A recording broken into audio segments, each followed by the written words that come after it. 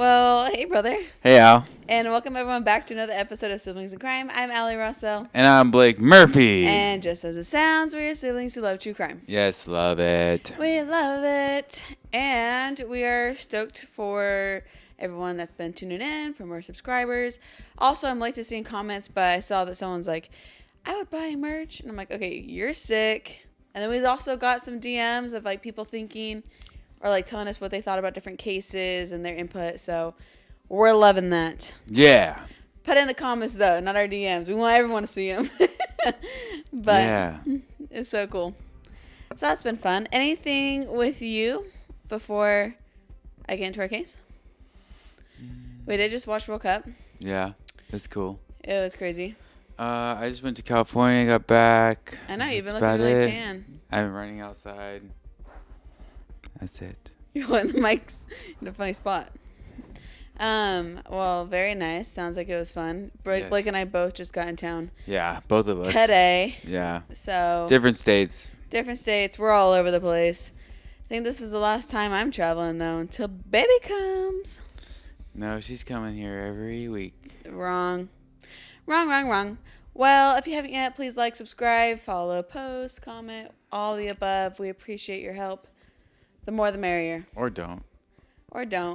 If you don't want us to like you. Yeah. I'm just kidding. Okay, well, getting into this week's case, what you're about to hear happened over a 16-month period in homes all across California that they really had nothing in common except a locked door that just didn't stay locked, unfortunately. So this episode follows it the way the victims and survivors lived it, kind of how it played out in the investigation, one night at a time.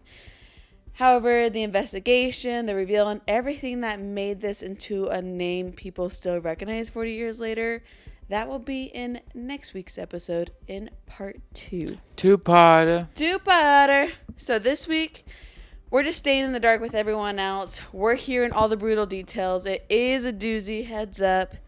A little gruesome, but that's why everyone's here for true crime. Well, that's why you're here for true crime. You're all about the death. No. For Hannah, next week's going to be her episode. No. You're here for the storytelling. No. Yeah. Well, hopefully this meets your expectations, but it is dark, so buckle up. So let me get into it. Today we are starting at a hotel on the edge of San Francisco's Tenderloin, so a neighborhood area on the southern slope of Nob Hill. It's April of 1984. A 9-year-old girl named Mei Leung lives there with her family in one of the rooms upstairs. Somewhere below her, down in the basement, something happens to her that nobody will be able to explain for a very long time. She's sexually assaulted, stabbed, and left hanging from a pipe. Jeez. And whoever did it walks back out into the city without anyone in that building or in San Francisco or literally anywhere having the first idea he was ever there. So investigators will sit with this case for years before a pattern slowly starts to rise. Specifically, it would take 25 years until 2009 and the slow arrival of DNA technology for investigators to finally match evidence from that basement to a man who was by then already sitting on death row for an entirely different set of murders. Jeez. He was never charged with her killing. He didn't need to be at that point. But despite the late connection, this is like where the full story began, in a hotel basement in San Francisco. However, nobody was afraid yet. It was 1984 now. The Olympics were coming to LA that summer, and about 400 miles south or so of that basement, an entire city was about to spend the better part of the year learning to be scared of their own bedrooms. You ready? I'm ready. Let's roll.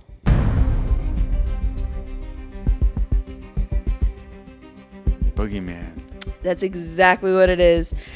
The Boogeyman. We're going to start in Glassell Park. Glassell, I have now all the pronunciations after every single thing.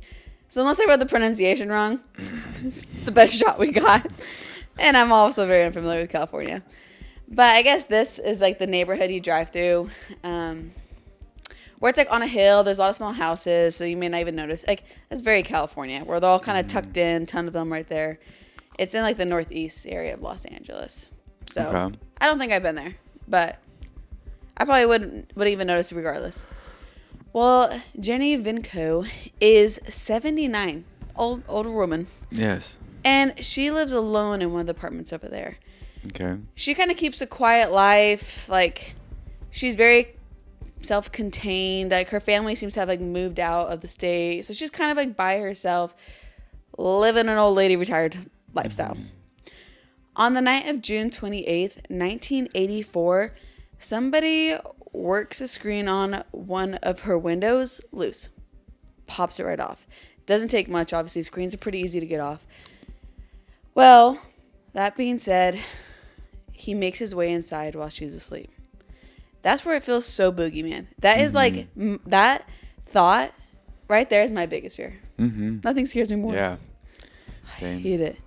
That's why I'd always check my window? Your window. That is true. Sure.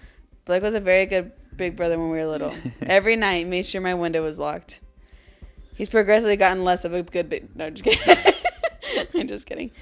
Yeah, it's exactly that. Like, especially, I feel like in California, it's so common, and especially in the 80s, to sleep with your window open. Like, just a screen, because it feels nice outside. I feel like that's a very common thing at the time. Well, anyways, what happens to her in that room is worse than almost anything you can imagine, and LA hadn't seen it in years. She was stabbed again and again in the head, the neck, the chest. Her throat is open so deeply she's nearly decapitated. Ouch. Yeah. When her son, Jack, lets himself in the next afternoon, the apartment looks like a storm passed through it because drawers are pulled out, cabinets are emptied. Anything worth carrying is already gone. Like, it looks like a full-blown robbery. It takes investigators a little longer to determine that she was also assaulted after she had already died. After you already die is, like, probably the grossest thing I've ever heard. Yeah. I hate those type of situations. Yeah, it's disgusting. It's so gross. Like, how disrespectful. So here's the thing about a case like this one, though, because sitting on a detective's desk in summer of 1984, on paper, it's like, okay, they're thinking robbery must have gone completely wrong, and then they went super overboard after the fact. Like, maybe this is a one-time thing. Although it's a very aggressive for a one-time incident. Yeah.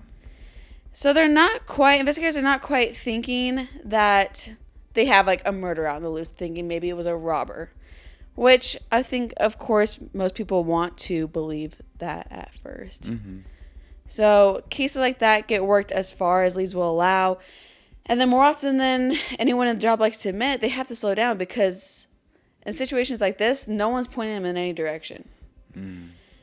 The only thing here that doesn't fit the simple story, where it's like just a burglary gone wrong, is I will say that there was a single fingerprint left on the window screen that had been removed to get inside. So that's like the only thing that is really left behind for investigators to work with, especially in the 80s when really the only DNA they had is fingerprints. Anyways. Yeah. Crazy. Which would be so frustrating as a detective. You're like, dang, like, this is all we got. Yeah, there's nothing else. I can't imagine. And at the time, there's no database that you can search it against. So you're literally just putting it in a folder and hoping that you get a good enough potential suspect where you can compare fingerprints. But if you don't have anyone to talk to, you're not going to have anything to compare it to. So that sucks.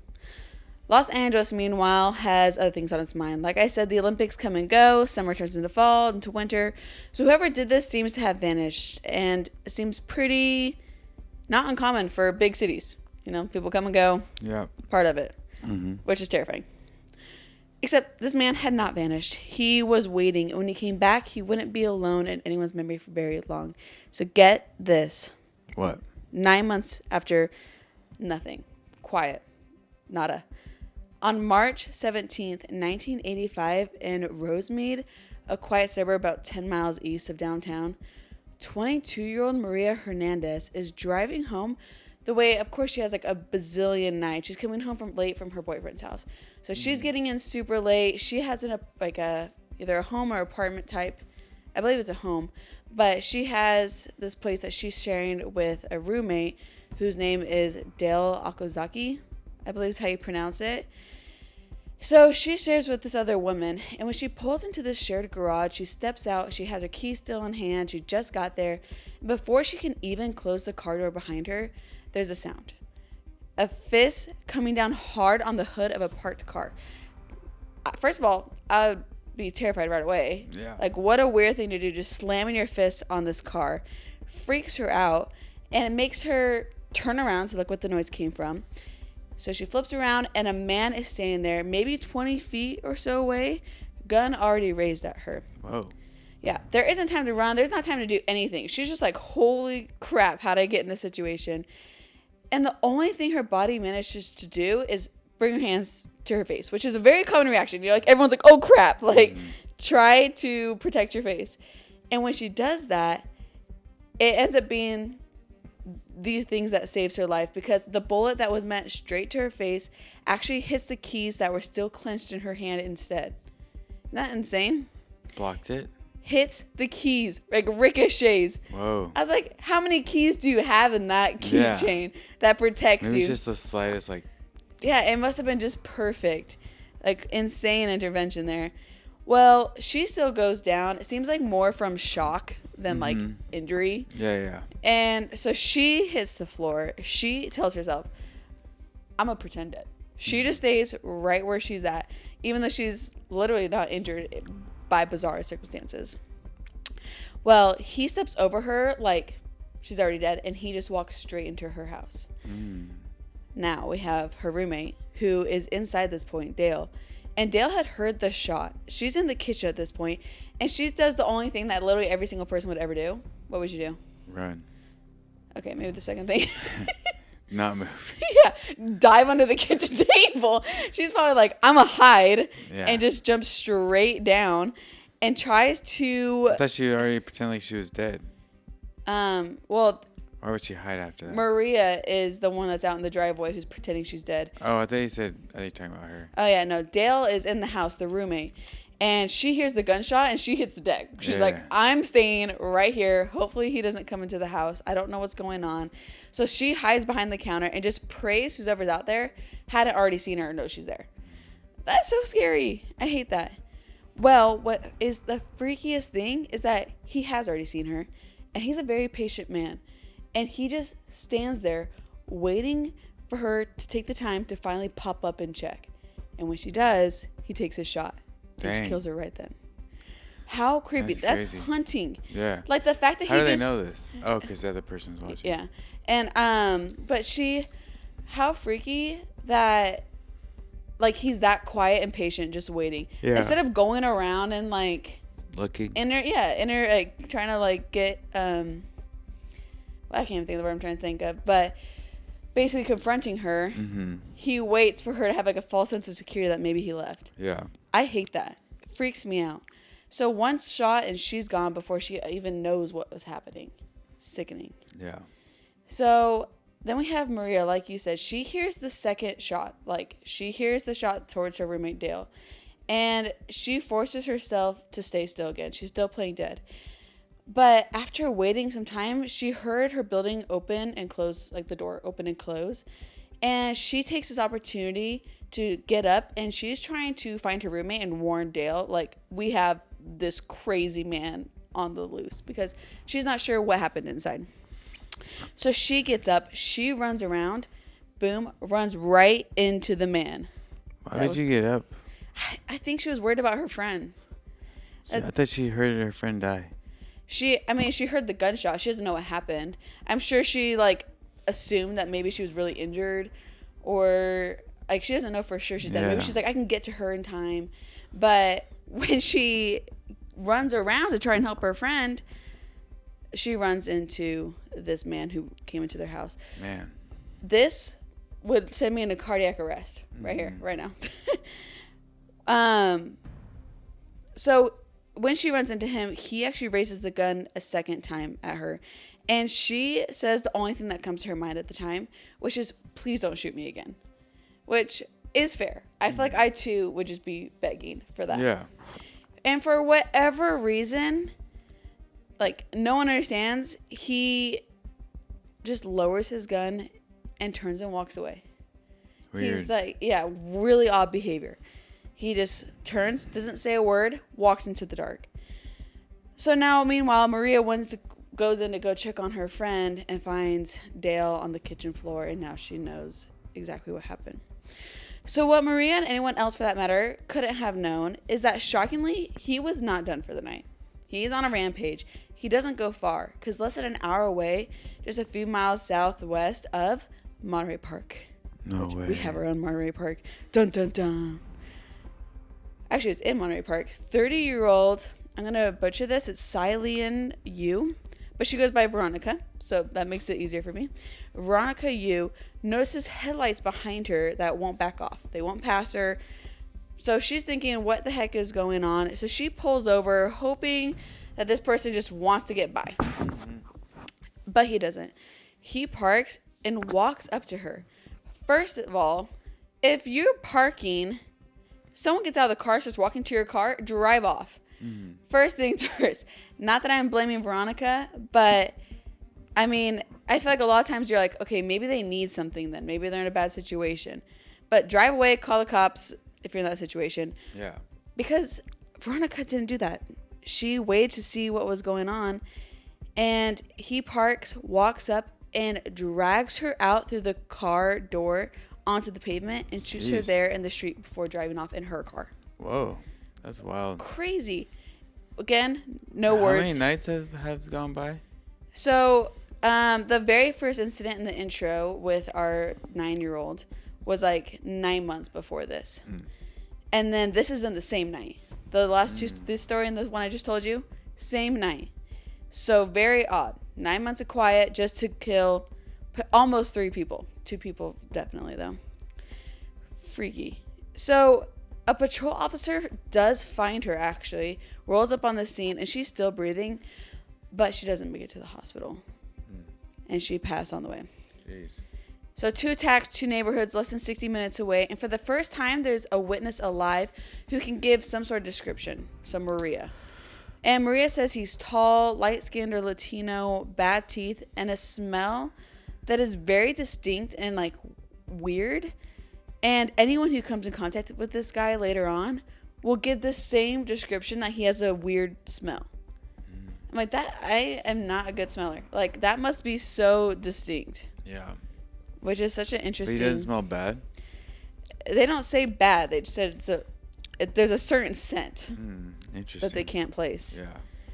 So that's the moment this case kind of tips over. Because in the eyes of a handful of detectives starting to lay out these cases side by side, they're starting to think, maybe it's the same guy. Maybe we have something going on here. Yeah. Well, time doesn't pass very long. 9 months was his longest stretch of quietness because only 10 days later, he's back in motion. Whoa. Yeah, this time in the small city of Whittier. It's at a house he'd apparently been to before a year earlier. We kind of touched on base later. He may have burglarized it some other time. However, he's back. And Vincent Zazzara, I believe is how you say it, 64, is asleep on his couch, and he never even wakes up. One shot, he's done.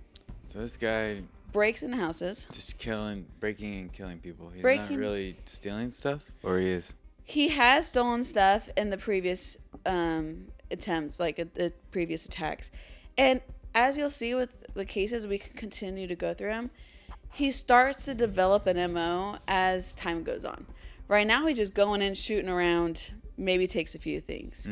And this is kind of like one of the first ones where I don't think that he does take anything. Because he shoots Vincent, and then his wife, who's 44-year-old Maxine, she wakes up to this, and she obviously could not have been prepared at all.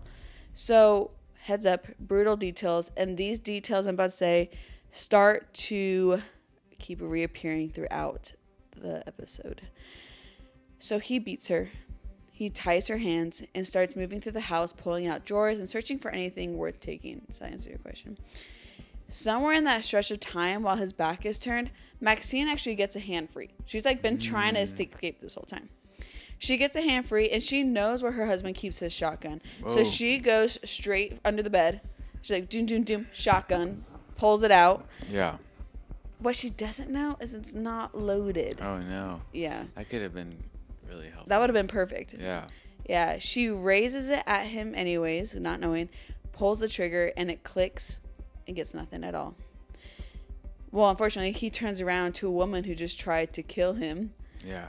And from that second forward, whatever this was supposed to be, if he even thought of it being a robbery, not a robbery anymore, he shoots her 3 times. Then, with a knife from her own kitchen, he carves an inverted cross into her chest and takes her eyes with him when he leaves. Jeez, what a crazy guy. What a crazy guy, and it sounds like the fakest thing ever. Later we'll find out that he literally keeps this in a jewelry box in his apartment. Ew. Freak. As if it's just some like normal like It's like a trophy. photograph. Yeah, literally like a trophy. So disgusting. Outside in the flower beds under the window, he does leave something behind that he doesn't mean to, and it's the print of his shoe, his footprint. It's waffle soled, and it's a brand new, like, this is so odd to me that this is even a thing. A brand so new to the American market that it will eventually be traced to like one specific style, one manufacturer, and like there's like a strikingly small list of people who have these shoes, people who are selling them. And at the time, cops don't know all that information yet. But as we reveal the investigation, this is going to become significant. But yeah, so this is the first time he leaves evidence behind that's not just a singular fingerprint. Well, 7 weeks past this time. Longer than the gap before, but still not very long considering if you're paying attention, there's a pattern going on. On May 14th, less than 2 miles from where Veronica Yu died back in March, Monterey Park, now we have 66-year-old William Doy. He is shot in the face in his own bedroom as he reached for a gun of his own. Like, he was just a second too slow to grab his own gun. This guy just seems like he wants to just kill people. That's it. Seems like he just wants to kill people. And, like, in where you feel most safe, like in people's own homes and bedrooms. Mm-hmm. I hate that so much. Well, William doesn't die instantly. He's mortally wounded, but he drags himself to his wife Lillian's room and manages to dial for help, though he can't get a word out before the line goes dead in his hands. However, the call was long enough. So police trace that call and arrive to find him dying, and Lillian, his wife, bound and assaulted. And when she's able to speak, the description she gives matches almost a word for word the one Maria Hernandez gave.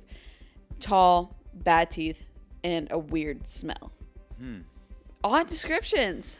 Yeah, I wonder what the smell is. What's the smell that they're smelling? Yeah, what is that? It is so, like, I feel like I've never met anyone where I'm like, it's a very distinct odor, you know? I don't know. Sadly. Yeah, so William basically saved his wife's life by getting police over there in time, but he did end up passing from his injuries, even though he was able to call the police, which is so sad. Well, 2 weeks after that, and this case is a little brutal as we go through it because we're just hitting all his crimes. Yeah. 2 weeks after death. Yeah, horrible. It just makes you ill. Yeah. Illegal. Illegal. That's funny. Yeah. Continue. Okay, well, I thought we should give that a little bit of credit. All right, 2 weeks after that, it's Monrovia. Is that a place in California? Monrovia? I'll check. Well, I mean, I know how, like, it is. I just don't know if I'm saying it right. Monrovia? Right. Okay, well, whatever. We're not from California, obviously. And this time, it's 2 women in one house. We have 83-year-old Mabel Bell, which I think Mabel is such a cute name, Mabel. Mabel Bell and her disabled sister, Florence Lang. They were found after what investigators believe was nearly 2 full days lying undiscovered before anyone came looking. Isn't that so sad? If you have people like not checking up on you regularly, how is anyone supposed to figure that out?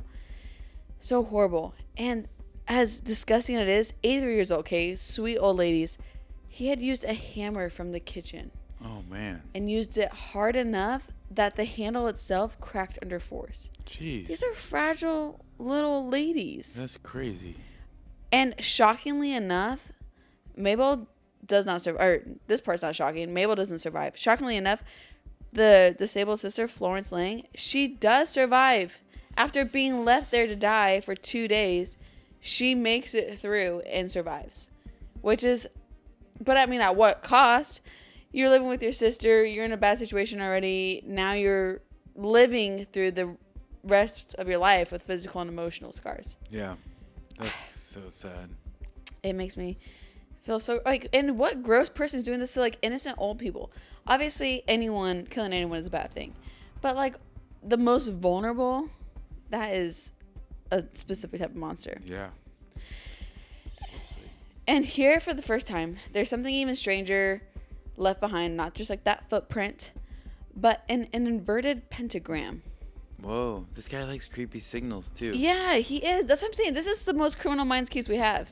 Yeah. Like, do you know what a pentagram looks like? It's pental sides. I don't think I know what that means, but I don't either.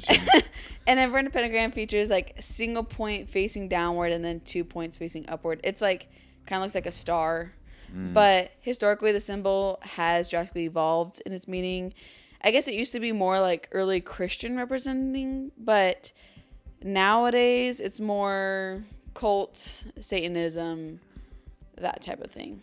And I feel like when I saw the picture, I'm like, yeah, that's definitely more Satanism that I have seen these days. Yeah. Because he already did an upside down cross. Now he's doing Satanism star. Like, obviously, he's homies with the devil. Yeah. Well, I mean, He acts like it. People. Yeah, he sure acts like it. Doesn't care. Yeah, he had drawn this in the woman's own lipstick on Belle's thigh, one location, and then another location on a bedroom wall. Like he's. You just gotta know these guys are in their own world. Like they have no idea. But what do you do to catch these guys? I like mean, the maybe fact they that are. he's doing this all. Like, something's going on in his brain where he's just like. He's having some sort of circuit break. Yeah. That's what freaks me out. It's just like the highways are just like not connecting. Well, that's what freaks me out. Is okay, you would think that you'd be able to identify such a wacky person on the street. Yeah, but you don't know if they're violent or not. There's wacky people all the time. Yeah, there's wacky people. I don't know. You killed like however many people we're at. I don't even know what number we're at right now. And you can like, if you're friends with this guy, you can have a normal conversation and. He just smells interesting. And he just smells weird. You like giving a tip. My buddy has a weird smell. Like, I mean, anything helps, I guess, in the situation. The very next night, literally the next day, a few miles away in Burbank, 41-year-old Carol Kyle is sexually attacked and sodomized, in her own home while her young son sits locked in a closet a few feet away, close enough to hear everything going on. His mom being attacked and brutally attacked in many different ways. So it's just so sickening. And like some of these cases, he's just straight up shooting them and moving on. Some of them, he's brutally attacking, physically abusing, and just leaving. So it's weird that he's leaving so many people actually alive. Yeah. He probably just like, I don't know. He doesn't really care to check anything. Just like, boom, hopefully they're dead. I'm out of here. Yeah. Doesn't seem like he's in a hurry to do anything. Yeah, that's what's weird. I don't know. It seems like he does spend his time in these homes, which is freaky, and he just doesn't really care to. I don't know. It's just odd behavior. By the time June arrives, something has shifted across suburbs of East and North Los Angeles. Nobody outside like a small circle of investigators has really vocalized it yet. Like the media's not running with it yet. Maybe they haven't connected it yet. But people don't need like the media to make an official pattern to confirm what everyone's feeling, because the shift is happening. People in these neighborhoods are now locking their windows for the first time over summer and actually paying a triple check-in and make sure everything's locked down. Yeah, there was even a shooting in Eastmark, and everyone was talking about it, and it's like, imagine if there was a bunch of shootings. Yeah, He'd freaky. be locking down. Oddly enough, the reason why I thought about doing this case is it got come up. My father-in-law lived in LA around this time, and he's like, he remembers like the fear going on, and he's like, my parents didn't really care though. Like I was still sleeping on the trampoline like every night for fun, you know? Oh, wow. And I was like, that's crazy that you remember there being like this sense of like dread, and you guys are sleeping outside. Like that is brave. And so anyways, it got me thinking about this case, and hence why we're here. But whether anyone said it or not, it's official now that everyone's thinking it. There's a serial killer hunting in LA. Dun, dun, dun. And what's even freakier, it's not like they're just hunting out and about. It's like literally intruding into your homes. My worst fear ever. It's one thing if you're just like a weird guy outside, but coming into your personal space where you think is safe, different type of fear. Yeah. And how many places is he trying to get into but can't, and then moves on to the next one? I think about that all the time. Like, well, how many things are just like circumstance where you're like, oh, if I would have just like, if I didn't lock the door that day, that would have been me. I mean, obviously, we never would know. Like, if we could have potentially been in harm's way and we barely dodged a bullet. Like, that's what's free. I mean, he sounds like a professional burglar, though. Like, he's getting in these houses whether people want him or not. It sounds like one way or the other, it's hard to avoid him. Well, in Arcadia, a city that's so far has stayed out of all this, now is involved. Because we have 3 women are attacked within days of each other. And they're basically within, like, the same time and distance, like, or, like, within the same neighborhood almost. Like, they're so close to each other. Can you imagine if, like, 3 people go get shot in, like, a 5-mile radius? That's horrifying. That is so horrifying. So let's start with Patty Higgins. She's 32. And she was killed in her home. Her throat slit. Oh, wow. In, out. Days later, on practically the same stretch of streets, we have Mary Louise Cannon, 75, another older woman, beaten with a lamp from her own nightstand and then stabbed with a knife pulled from her kitchen drawer. He's coming without weapons. He is using what's available. He is getting cocky, confident, using the resources in the house. Yeah, he is. Freaky. Yeah. And then basically just next door in the next neighborhood over, Sierra Madre, 16-year-old Whitney Bennett survives a beating with a tire iron in her own bedroom. Only 16 years old, tire iron to your bedroom. I cannot imagine that. She's probably never sleeping the rest of her life. Yeah. And oddly enough, what happens is, so he tries to strangle her with a phone cord. This is one of the first strangulations that we know of. Tries to strangle her. Oddly enough, it sparks against her skin mid-attack, and something about the shock, I don't even know what it is, but the spark freaks him out, and he, like, leaves, like, right away. He, like, sends him running. See, he kind of sounds special need, like special or, like, Just autistic or something, where, like, random things, like... triggers him in, like, weird ways, like, don't shoot me, he's like, okay. Yeah. Or, next. like, spark, like, I gotta run. It's like, yeah. normally and, they like, sit here and draw on people and...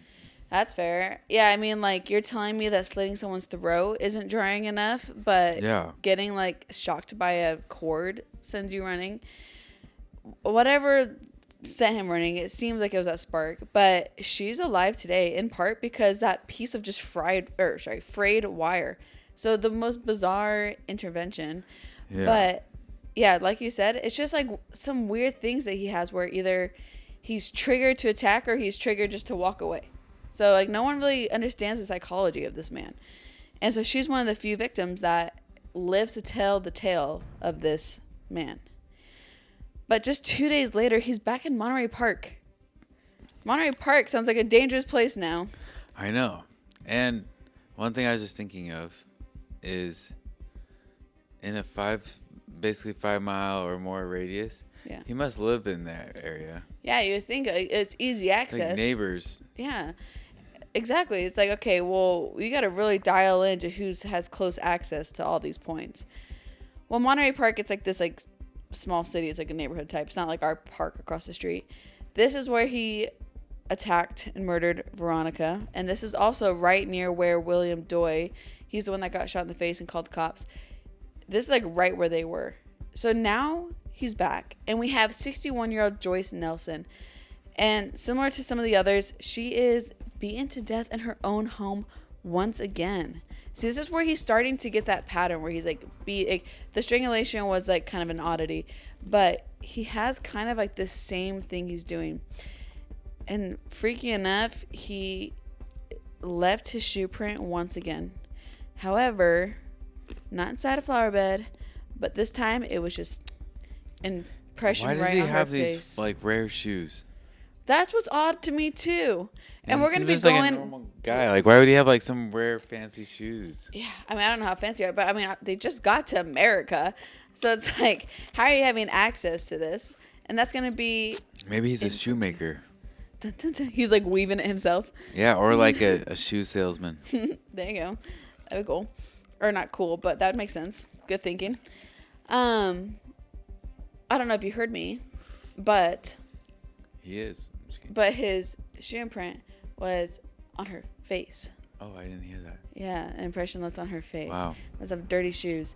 But they were able to identify it enough to be able to positively identify it or positively match it, to the flower bed shoe print. So and he's wearing the same shoes. I always think about that too. I'm like, I'm shocked that people are wearing these shoes repeatedly, wearing the correct size, all that stuff. I feel like if you're gonna go kill people, you should probably like size down like 2 sizes or, you know, whatever.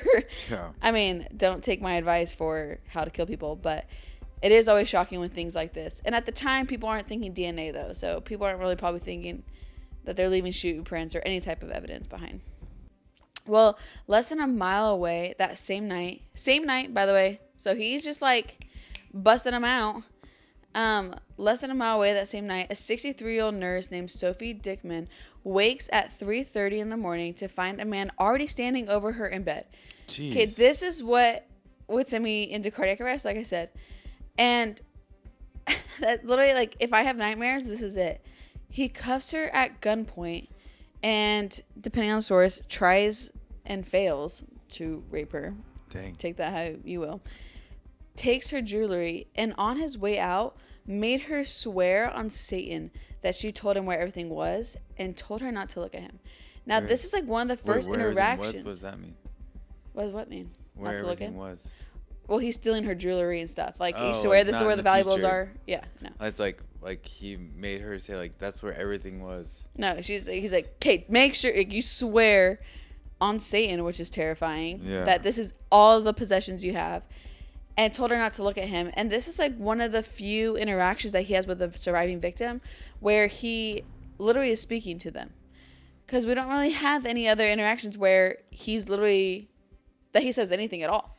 Yeah. So it's already kind of a weird thing that he's like, okay, is he getting more comfortable? Is he getting more confident? Why is he saying these things? And that starts to haunt the investigation as well. So I'm trying to find Monterey Park.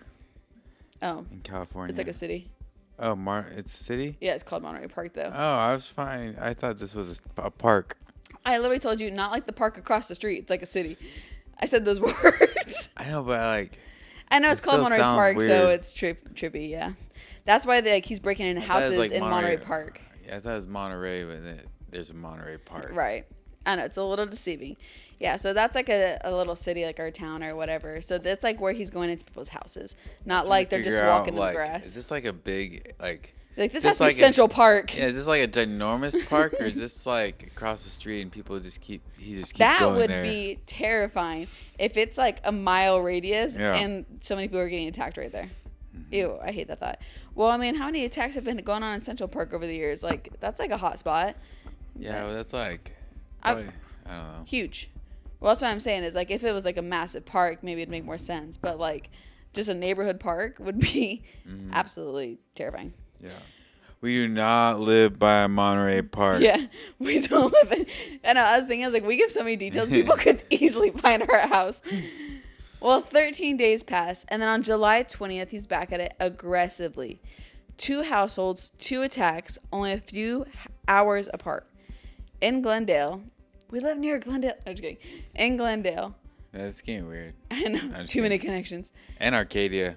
I know. It's so scary. Just California and Arizona are the same. Yeah. In Glendale, an elderly couple, Max and Layla Niding, I believe it's pronounced, are shot in their own bed and mutilated afterward. This person is severely messed up. So we know all this is the same guy? So they're connecting all this to the same guy. Wow. That's why there's a part 2, because we'd have to dive into the investigation. Yeah. But you need to know what's happened to all these people, and I think everyone deserves to have their story told. But you have to know all the details so that part 2 makes sense. Unfortunately, and I'm sorry for all the details. But a short drive away in just Sun Valley. We don't have a Sun Valley. We do. What is it called?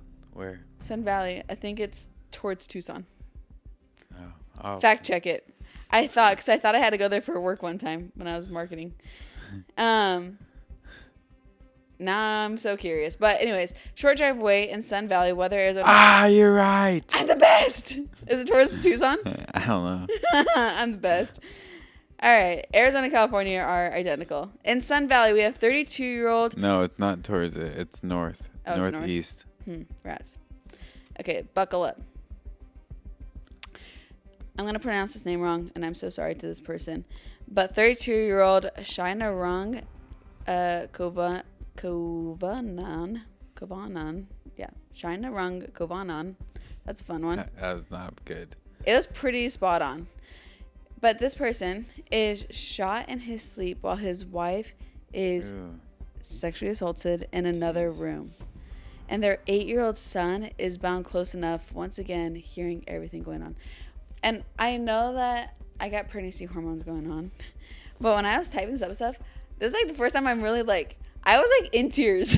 Saying this, especially because there's so many kids that are witnessing this. And there's people who are living through these horrible nightmares. And so maybe it's my pregnancy hormones because I usually don't cry with true crime. But recently I've been just waterworks. It's so embarrassing.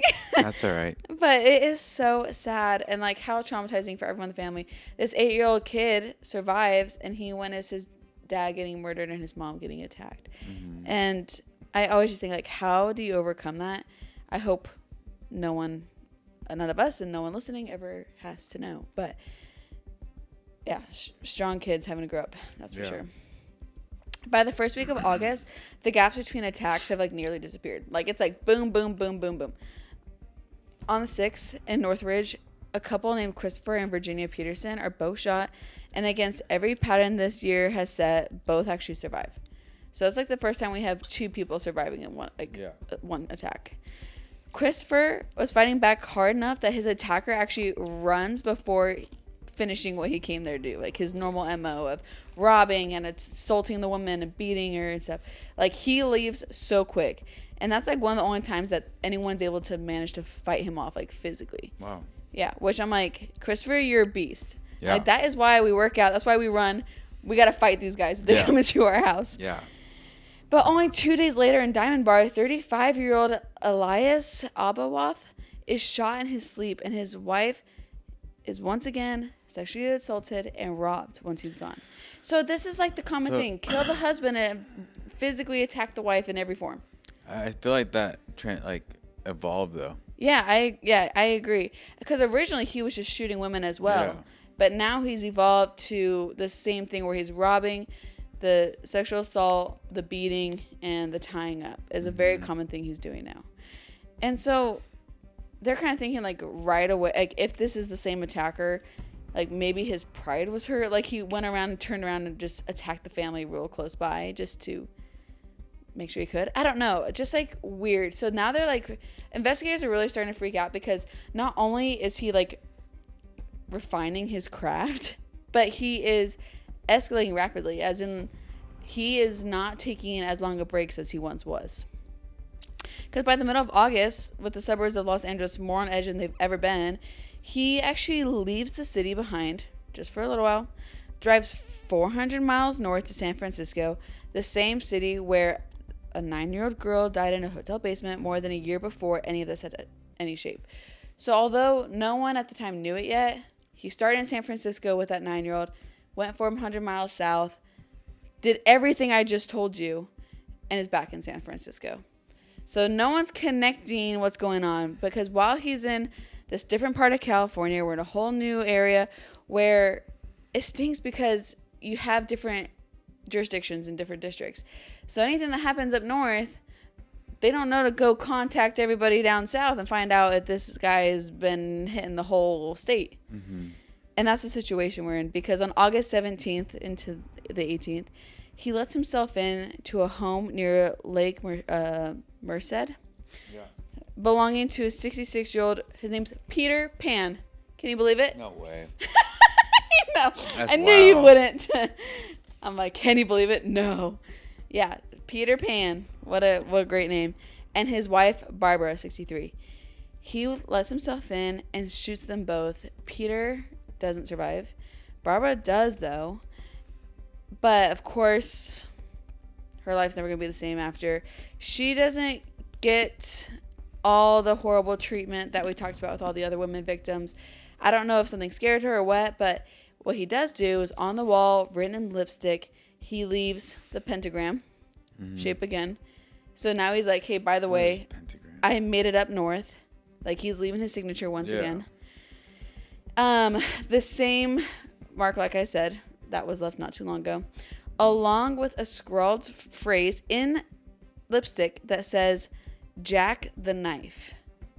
He writes that on the wall. Very odd.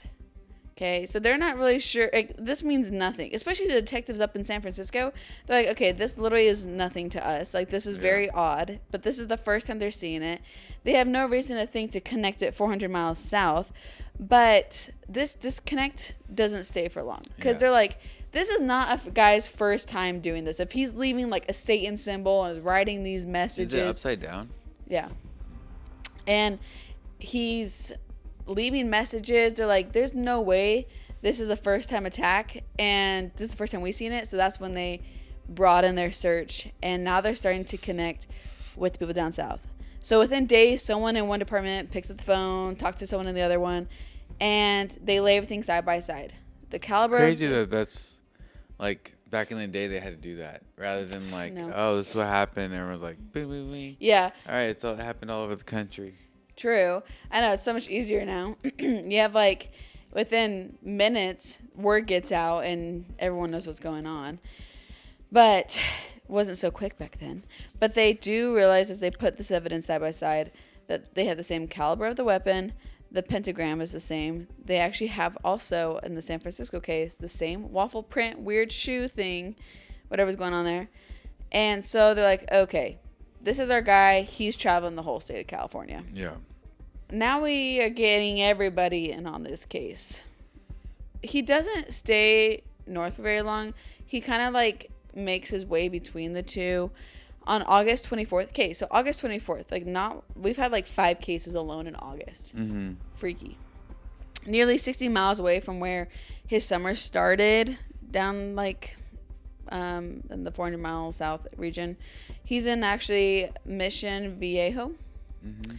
And he breaks into a home of 29-year-old Bill Carnes and his fiancee Inez Erickson.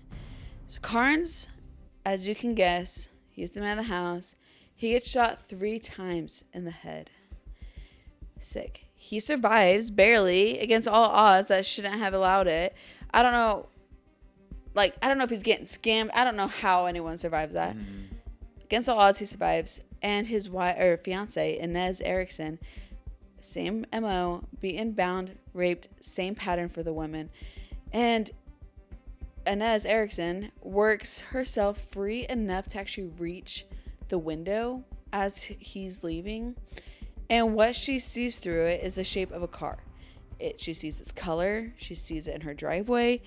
It's like finally the detail that investigators need to be chasing after this guy. They've been chasing this guy for 14 months, and they hadn't had anything more than like a vague description and a shoe print, and they finally have a description of the car. And for the first time since even that 9-year-old, they don't even know the 9-year-old's connected, by the way, a year earlier. First time since a 9-year-old girl was found hanging in a San Francisco basement. Something that this finally looks like they're going to be able to have something tangible to make it toward the end of this. Yeah. Inez Erickson ends her statement, though, with police with a message from her attacker. She said before he left, he told her, quote, "Tell them the Night Stalker was here." Mm. And that is where we're going to end part 1.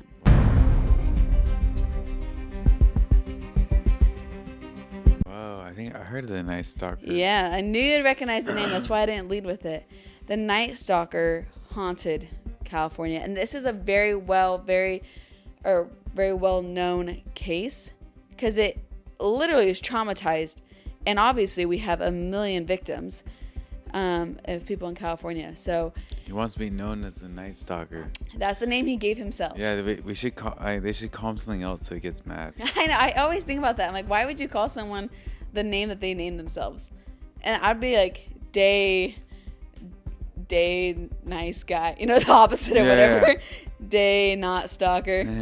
Day, little wimpy. Yeah, guy. Little wimpy guy. Can't do anything but shoot people. Yeah, we hate this. Has to use a gun because he's too wimpy. And then can you imagine he gets pissed and then it's your fault that he goes and does something crazy. Or like he stops using guns because you call him wimpy for using guns. Like, yeah, he's really bad at this. Like, whatever. No, it's like so crazy. And I wanted to have a whole episode just to emphasize all the victims that are involved. Yeah, he's just killing just left and right. And I know it kind of sounds like, holy cow, that's like so much repeated over and over and over. But like, you need to know how bad this guy was.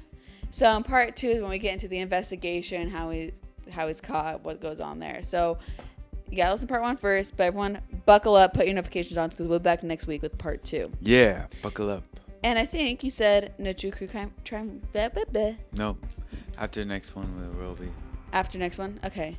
Well, then that is all we have for this week. I know it was a lot to digest, but you have a week to sit on it before we find out more about the Night Stalker.